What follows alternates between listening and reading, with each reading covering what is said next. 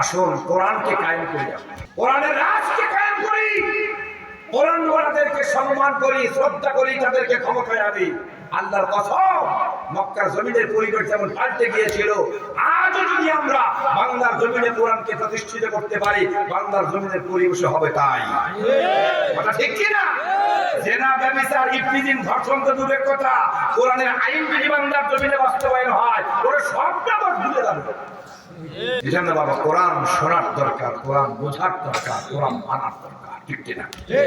আসুন কোরআনকে কায়েম করি, কোরআনের রাজকে কায়েম করি, কোরআন ওয়ালাদেরকে সম্মান করি, শ্রদ্ধা করি, তাদেরকে ক্ষমতায় আনি।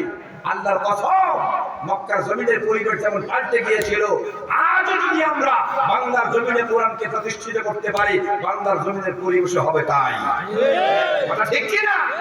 জেনা, ব্যভিচার, ইফতিজিং, ধর্ষণ তো দূরের কথা, কোরআনের আইন যদি বাংলার জমিনে বাস্তবায়ন হয়, ওরা সবটা আবার ভুলে যাবে। এজন্য বাবা, কোরআন শোনার দরকার, কোরআন বোঝার দরকার, কোরআন মানার দরকার, ঠিক কিনা?